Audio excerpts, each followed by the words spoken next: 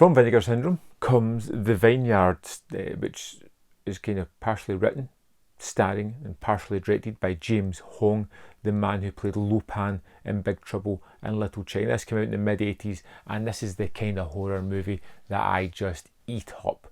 You get a recognisable actor, somewhat. You get some really good practical effects, and you get enough money to make it look like a competent production, but they still have that exploitation and little low budget quirks that make it my kind of mix.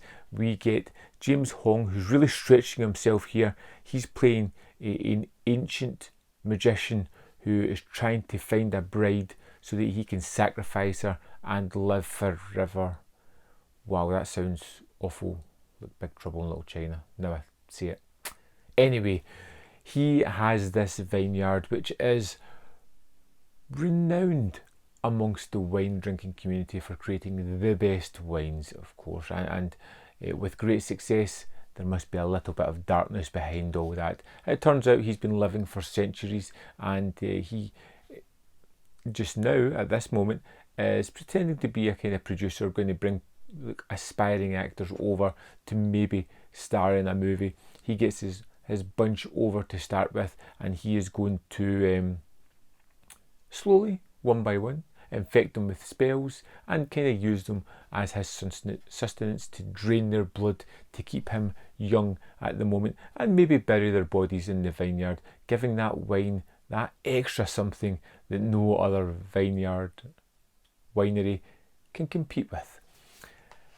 But the special effects are wonderful, and when you've got James Hong in the main role, you get this wonderfully quirky performance. He has the way of using his voice and his body, of contorting himself, of raising that voice up and down to create wonderful mannerisms and quirks. And you can see the fact that he's kind of wrote this and directed it, that he's kind of leaned in to it very much so by having his character quite openly caress and rub against all these young women, which you got to take a little bit of poetic license there to do kind of stuff like that, but that's what he has done here.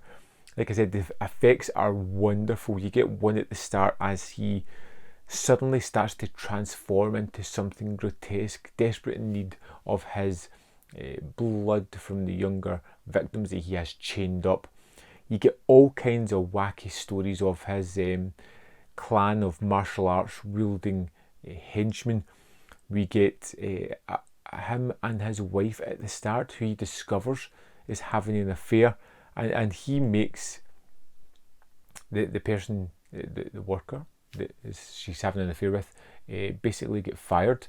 But that's not good enough. He sends his henchmen to kick the crap out of him, and then when he's beaten, bloody, a shell of a man on the floor, he demands that he is castrated before being killed. He is a ruthless man, and you see that right from the start. The bunch of people that come to this island where the vinery is just typical of these kind of movies. They're not the best actors, they're not the worst. They look a little bit odd in their certain roles. You've got a bookworm who looks like he works out 8 days a week, and they're just victims waiting to be picked off. Everything great about this movie revolves around James Hong and his wonderfully odd performance. I loved the weird gore that it goes for, the unusual kind of unsettling gore, whether it be a needle through a neck or whether it be piercing a jugular to get some blood for his sustenance. To see all the weird ideas I've got into this movie is just so incredibly fun. The fact that he's got this massive mansion, this island that's all to himself, yet he seems to have this dungeon where he hangs up his victims, which literally looks like a 2 metre square room housing about 8 people at one point, which they leave the keys to the handcuffs hanging on the wall inside this cell, which is an awesome touch. It's just funny. You get a little bit of a backstory to this character. You get the addition of his decrepit mother, who has been just